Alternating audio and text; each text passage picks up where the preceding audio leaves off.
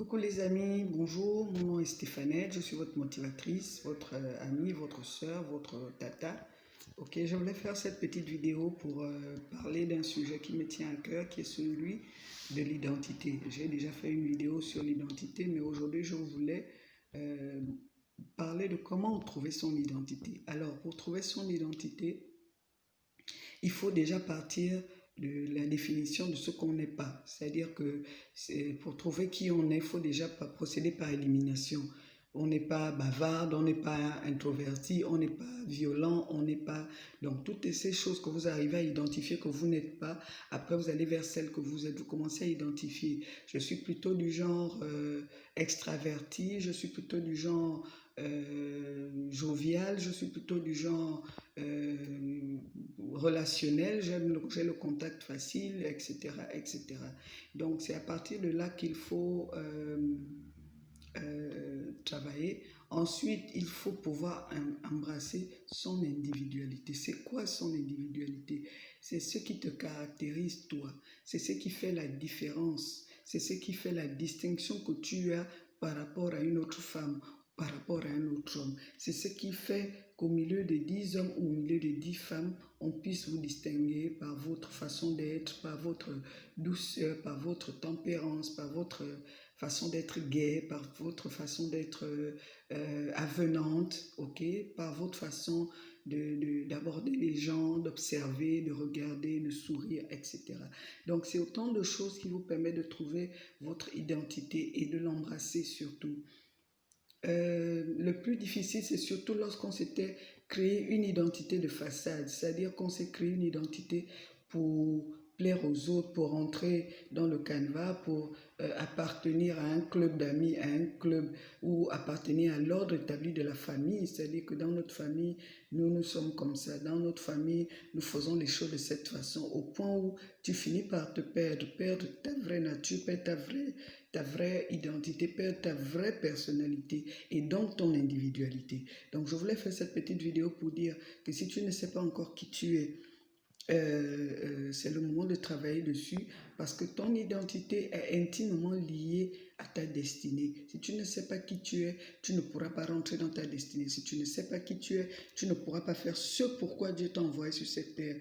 Retenez bien que chacun de nous est en mission sur cette terre pour accomplir quelque chose, pour faire quelque chose, une mission que Dieu nous a confiée qui va impacter les vies des autres. Mais si vous ne savez pas qui vous êtes, vous ne pouvez pas rentrer dans ce plan parfait que Dieu a préparé pour vous et donc vous ne pourrez pas aider d'autres à entrer dans le plan que Dieu leur a donné parce que vous êtes forcément le maillon d'une chaîne, comme je suis le maillon d'une chaîne. D'accord? Donc cette vidéo est vraiment pour encourager, pour éclairer quelqu'un qui se pose certainement des questions. Parce que moi, je me suis longtemps posé la question qui je suis, pourquoi je suis sur la terre, qu'est-ce que je suis venu faire.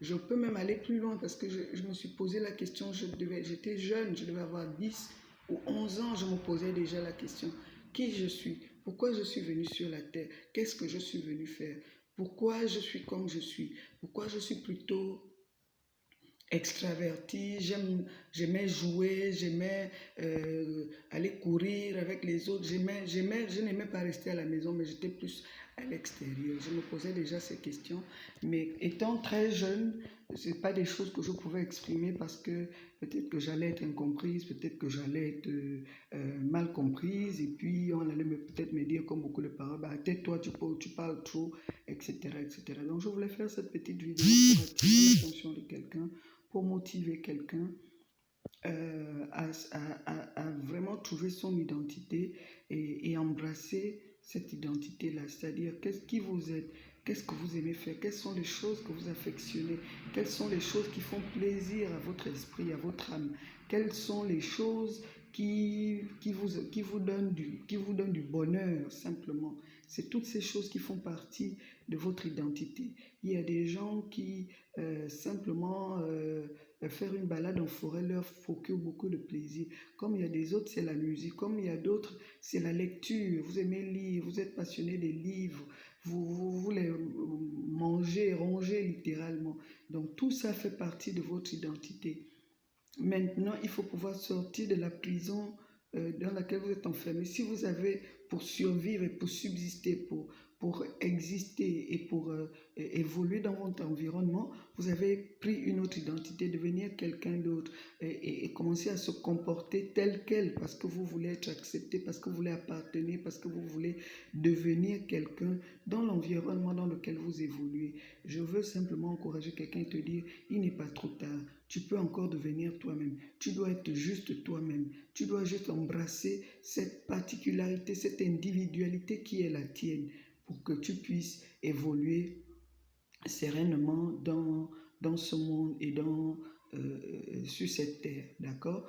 Et je vais aussi aborder un autre aspect qui est celui de l'origine du monde. Le bon livre nous dit que Dieu a fait les cieux et la terre, ensuite il a créé Adam. D'accord? Et ça veut dire que ça veut simplement dire que le monde a commencé avec un individu. Adam a commencé à travailler, il était tout seul. Ok? Et Dieu a pris le soin de lui dire quelle était son identité, pourquoi il est comme il était, qu'est-ce qu'il est venu faire et pourquoi Dieu lui a donné la personnalité qu'il lui a donnée par rapport à la mission qui lui avait été assignée. Et pour toi aussi, c'est pareil, c'est-à-dire qu'il faut d'abord être un individu, être soi, embrasser les caractéristiques du soi, de l'individualité que nous avons avant de pouvoir nous perpétuer, avant de pouvoir nous accommoder, avant de pouvoir même nous accoupler. Parce qu'on est d'abord un individu avant d'être un couple. Et c'est en étant un bon individu qu'on devient un bon couple. Donc, je voulais faire cette petite vidéo ce matin pour encourager quelqu'un, pour motiver quelqu'un, pour dire c'est pas trop tard, tu ne sais peut-être pas encore qui tu es, mais cette vidéo est venue pour t'encourager. Merci de m'envoyer vos commentaires, merci de souscrire et de me dire si cette vidéo vous a fait du bien, partagez-la autour de vous. Elle peut faire du bien à quelqu'un, elle peut libérer quelqu'un, elle peut sortir quelqu'un de la tristesse, de l'angoisse et de la confusion. Donc, merci encore et que Dieu vous bénisse.